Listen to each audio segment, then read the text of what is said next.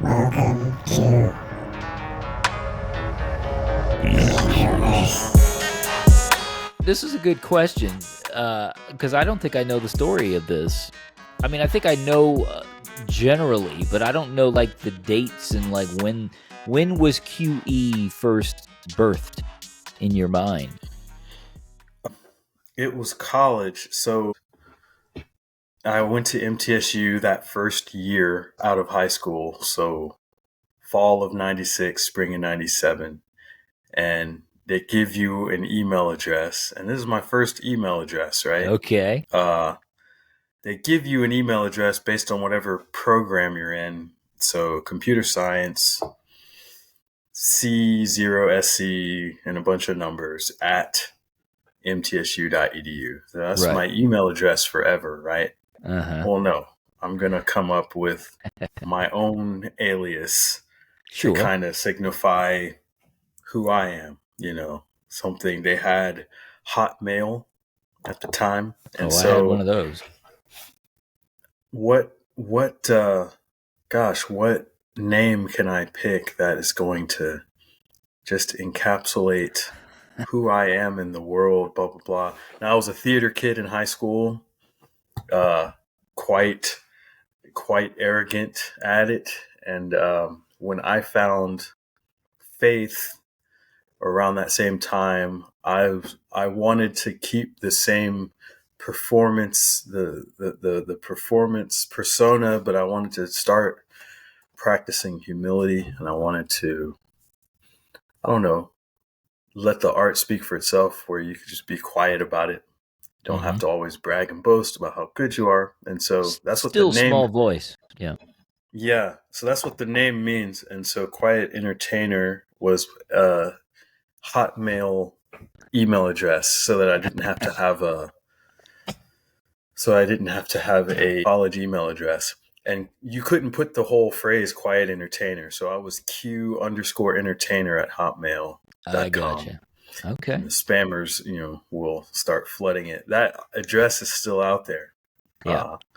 I still have my Hotmail. Yeah, and it is full of spam. It is thousands and thousands of nothing spam. but spam. It's crazy.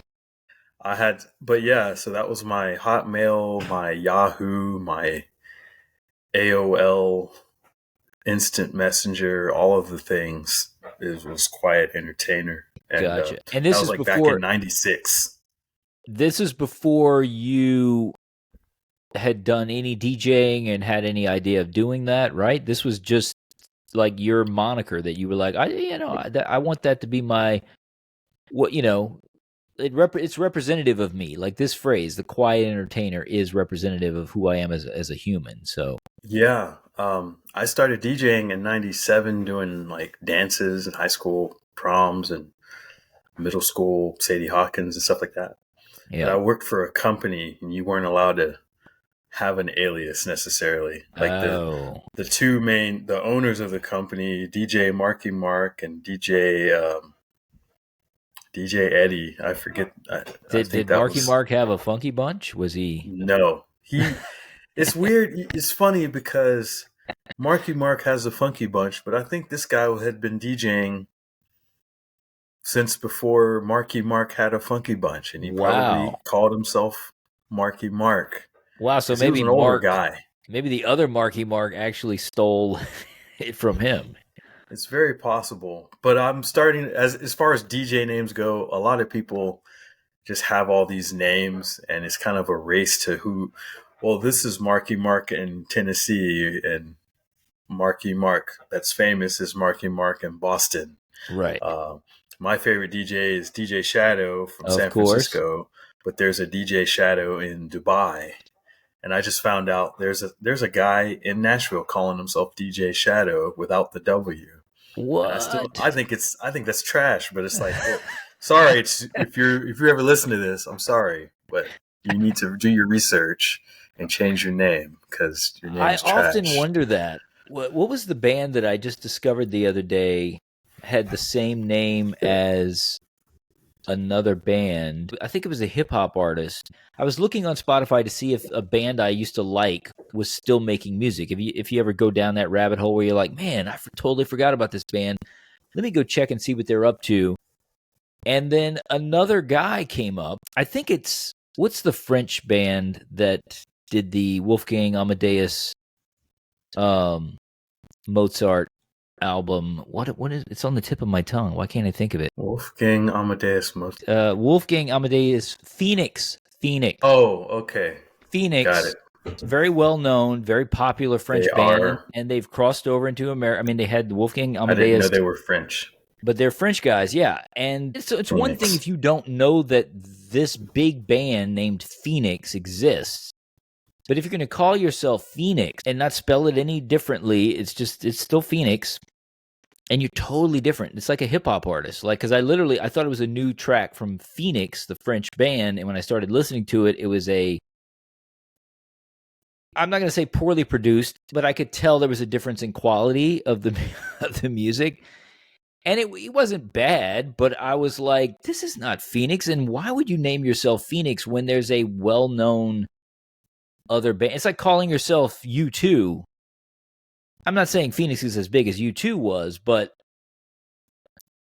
they're big enough. I know what you mean. You see what I'm saying?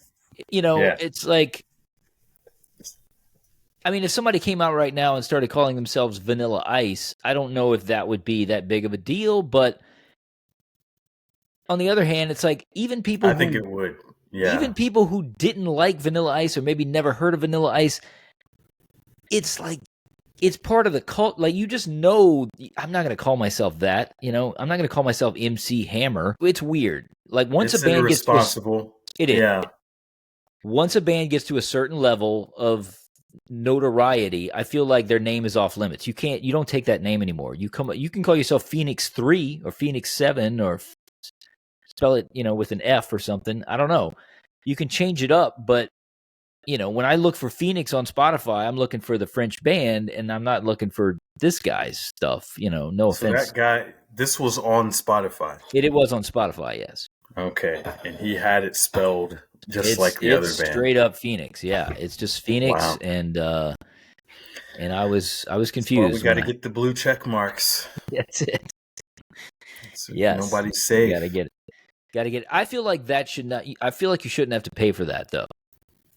I feel like if you have a certain number of followers on a platform, and there should be a process. Like Google, you have to go through a process on Google, even with your Gmail account and your YouTube account, to sort of verify yourself. You have to give the phone number, and then I forget what it is. You have to send a photo of yourself, and they run it like a check, I guess, on you.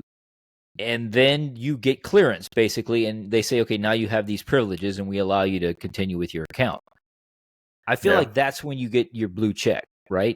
That should be like a thing. Okay, once you do all the steps, you should be officially you on this platform, whatever it is. Well, that works for the dating apps, just not on social media.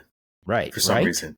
Right. If you go through that process that you just described, the dating app profile will blue check mark you and say you're verified. Okay. And then that's you, right? And it proves you're not a robot or whatever. Yes. That's actually a good idea. Stuff does not work on social media profiles. It's quite frustrating.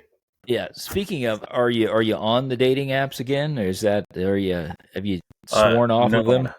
I'm not on the dating apps.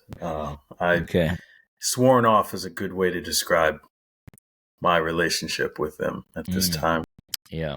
Just doing the real life stuff, or attempting to do the real life stuff? Attempting, absolutely. Look, man, I feel like that's the way to go. I feel like there needs to be a return to the in-person, I don't know if I want to use the word courting, but that's what they used to use way back in the day. It was just like old school, that's how you really get to know somebody, is you talk to them in person. I would even allow, what we're doing now would be acceptable, because it is the next best thing to talking to somebody in person. Not quite there. I would only do this one. I would still want to meet whoever it was in person within a short amount of time. That was my thing. I especially towards the end, like when I met Holly online, and we were on Plenty of Fish, which was a horrible dating site, by the way.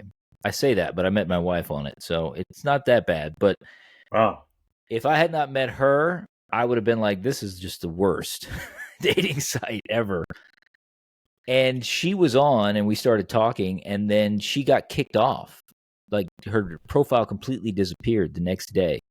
And I'd sent her a message, and she didn't respond. And I was like, damn, she really did not like me. She just said, I'm removing myself from the whole thing. And I reached out to her on YouTube because we had shared YouTube videos before because she was a singer. And I said, look, we got to meet as soon as possible. Like, that's the thing. I don't want to talk to you for 6 months, and then, we meet in person, and oh, that was a waste of 6 months. You know, because there's something about the in-person interaction that just can't be manufactured digitally, I don't think. I agree. And I think, that's what's funny. Because of my job and the nature of what I do, I really don't cross paths with a lot of people I would date. But at the same time, that pursuit or that mental space and the act of app trolling and perusing is not it. So no, and it's the same thing. Yeah, it's the same thing as social media. I mean, it really, that's what it is. It's just another form of social media. I mean, you're trying to gain bonus points. You got to go read their profiles and get the facts straight and make sure you don't step on any toes. And it's going to be 8 years ago that I met Holly. So that was a different world, quite honestly. But all that said, I did meet my wife on a dating app. So, it does can't be occasionally, all bad, I guess. It does occasionally work, So, well, if I get to a place where I feel better about it, maybe I can return, but not today. It won't be today. Yeah. Not today. Speaking of not today, that just reminded me. I still haven't watched it, but I wanted to I remember this is months back. We had talked about Gladiator 2. Basically, why does it exist? Why is this even a thing? You said you were going to see it at the theater. I said I was going to go see it. Turns out I still haven't watched it. And I was just curious, did you ever get around to seeing it? Did you go see it at the theater? I did see it in the theater, yeah. Okay. And without giving anything away, should I watch it? Or will it be like, what's a good example of a sequel that ruined the original? Will it be Matrix Revolutions? Matrix Revolutions is a good one. It didn't ruin the first movie. The first movie's still badass. I don't know. Is it worth watching? Did you like Matrix Reloaded? Was it Reloaded was the second one, right? Yeah.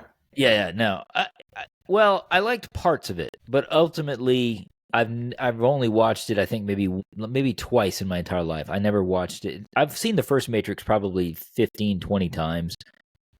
The sequels, I think I've only ever rewatched them one time a piece when I bought the DVDs.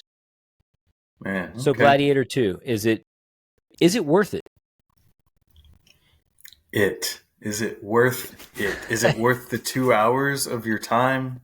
I think it's closer to 3 hours, right? Isn't it?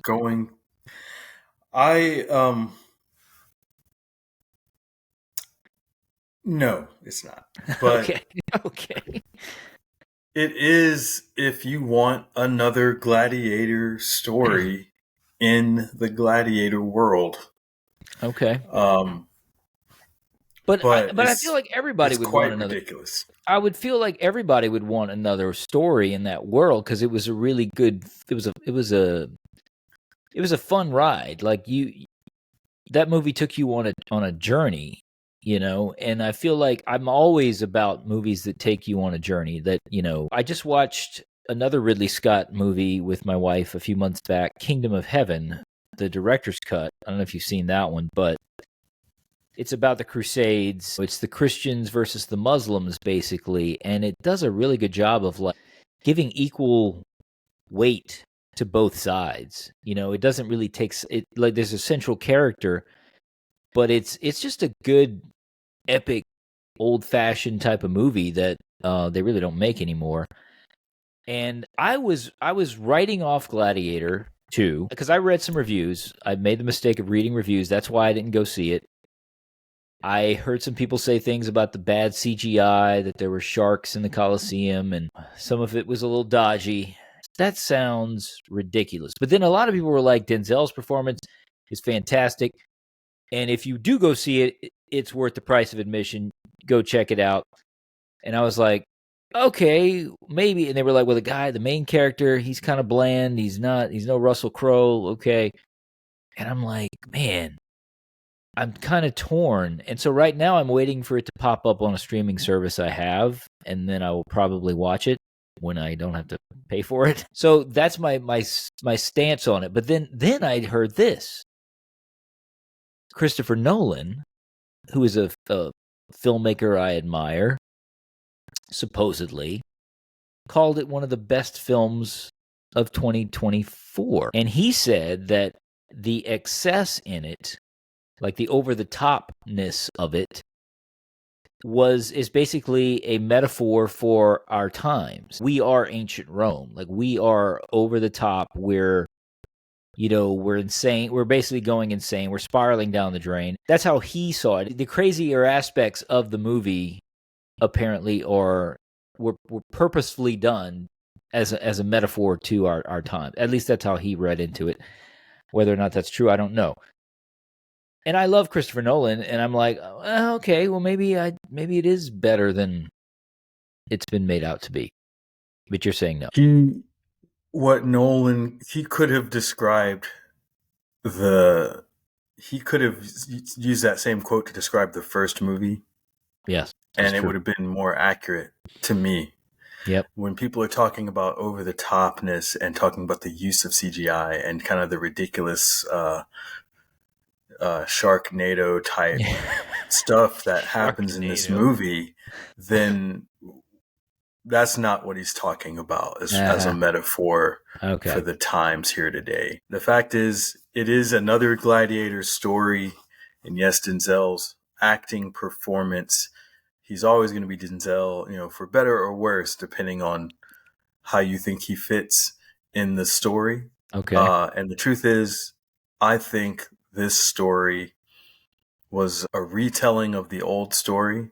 And unfortunately, the tools they had to tell this story weren't as good as the tools they had to tell the first version of the story, which, by the way, to reiterate, they're making the same movie over again.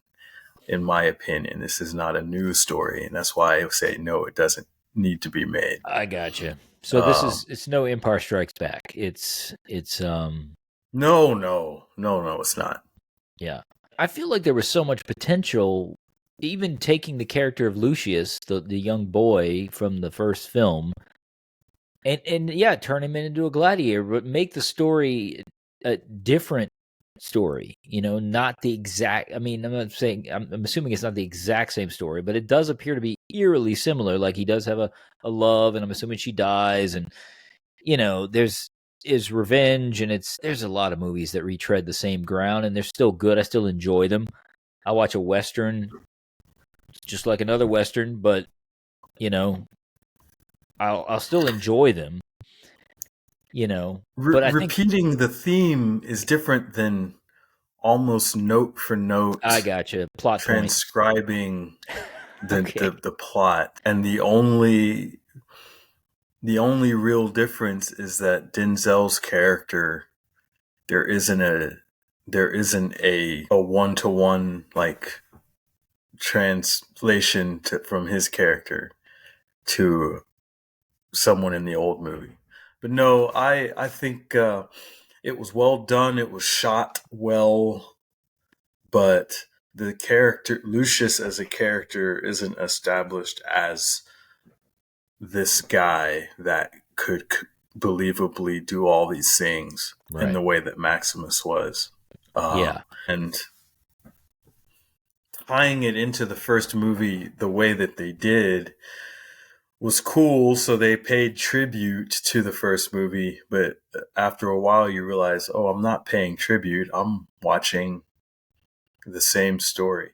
You know how, not to dump on this movie and the franchise, but you know how The Force Awakens was really close to like the first Star Wars Yes. in like just like note for note, Pretty but it much was note for different note. characters, Different blah blah characters. blah. That's what happened in this movie Okay.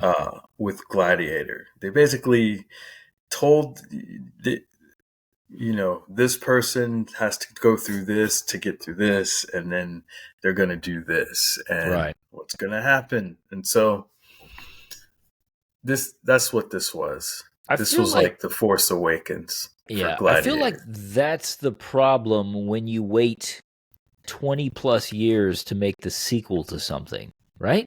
Yeah. I feel like you're almost forced because it's a whole different generation. And they're like, we want to make a sequel to Gladiator, but a lot of people who exist now didn't exist when the first one came out, and they may not have even seen the first movie. So we got to put enough elements from the first movie so that they know what that one was about. It's like, no, you don't. Just tell a different story, and if it's good, they'll go back and watch the first one. Don't call it Gladiator 2. Call it Gladiator, I don't know, Empire in Ruins or Empire's Fall or whatever you want to call it. But yeah, like you said, making such a direct connection almost forces them to say, well, we have to include this because if we don't, people won't know it's the same. I don't know. Yeah. But then you're just copying your plot points, your story beats. I hate that.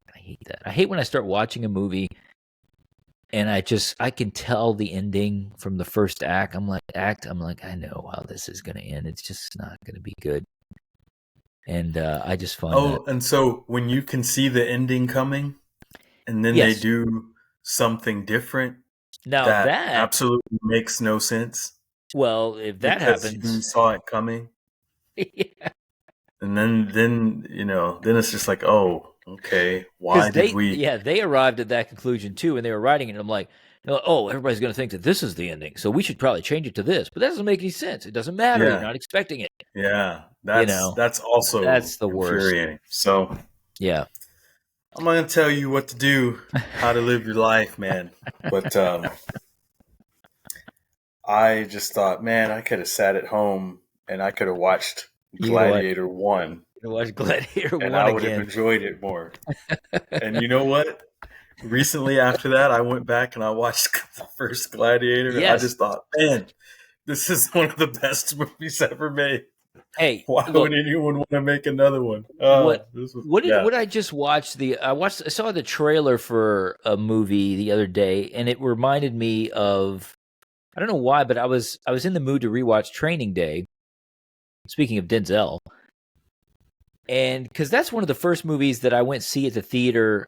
I'd seen a lot of movies, with Denzel. I saw Glory when I was a kid. Like that, I think that was the first movie I ever saw him in, and cried like a baby for that movie. And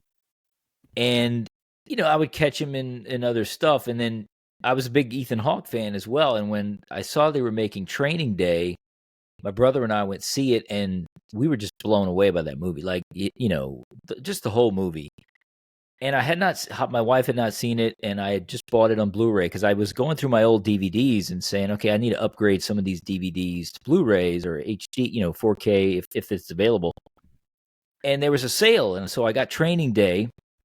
So it came in a couple of weeks ago, and we sat down and we watched it. She actually picked it. Out of the 5 movies I bought, she was like, well, which one has the highest rating?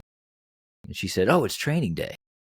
And she's like, well, let's watch Training Day. And I'm like, I don't know if you're going to like it. It's a little dark, it's kind of, she's like, no, just put it on. Let's go. And my wife doesn't like action movies. She doesn't, we started this pretty late at night, and she stayed up for the whole thing. She was pretty enthralled, if I do say so myself. And by the end of it, it was, it's a ride, it's whether you believe all of that stuff could have happened in one day or not, it does, and they do a pretty good job of, selling it. But man, it's just amazing to me. I haven't seen a modern film that has grabbed me, because it did it again. It grabbed me again. And I'm like, it's just something about some of those movies, man. that when I watch modern stuff, it just doesn't seem to connect. I don't know if it's the stuff shot on film. If there's something with the celluloid, the chemical process of developing the film, there's a little extra magic in that, or what? But I don't know. There's some nostalgia and there's definitely nostalgia. dopamine again happening with that as well. I think so, for sure. I think But so. But that's an all-time great. And you know, we actually, after we finished watching it, I'm pretty sure this is the movie he won Best Actor for, because he had won Best Supporting for Glory. And I'm like, so after we watched the movie, we went on YouTube and we watched his speech for winning the Best Actor. And I was like, I knew it. This was it. King Kong ain't got nothing. Yeah. Improvised line. It was, yes. I knew that too. Yes, because it came out. I came out when I was at the video store, I believe, because it was early 2000s, right? 2000. Am I off on that? Oh, I don't know the year. I don't know the year. I may be off on that. I thought it was early 2000s. Anyway, it holds up. I was very impressed. I had forgot about all the musical artist cameos in that movie, though. I had completely forgot about that. Oh, they run the gambit in there. I don't remember. I'd have to go back. Snoop's in there, Dr. Dre, Macy Gray. I think there's some others. Lesser, like they were lesser known. Like I didn't know who they were, but like when I saw them, I'm like, that guy looks familiar. But yeah, good stuff. Holds up too. Very well done.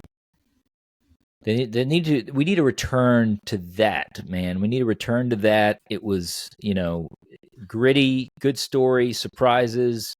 I miss it. You're not going to find it at Gladiator 2. I'm sorry. Damn it.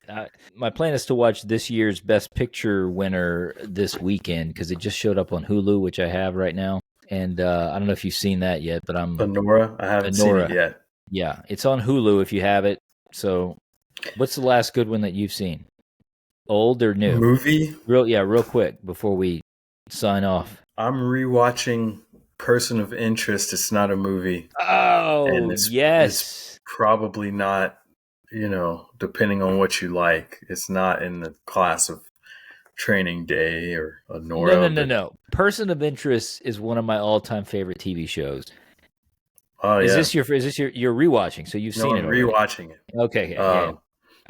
It's just something. It's something nice to have on, and wait a minute, I'm just going back through it. So you haven't watched it since you originally watched it, like when it Yes. aired? Okay, right. I'm just going to tell you this because we rewatched it. Was it last year or the year before?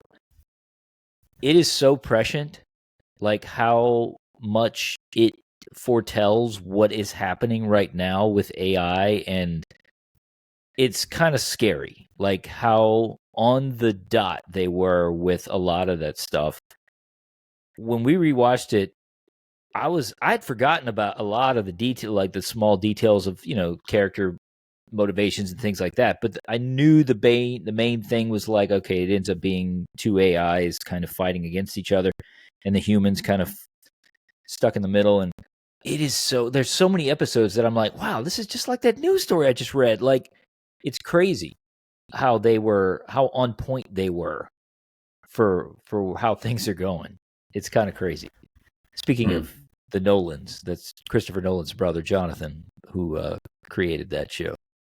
Yeah. Yeah, man. I thought it was a coincidence. I didn't know it was his brother.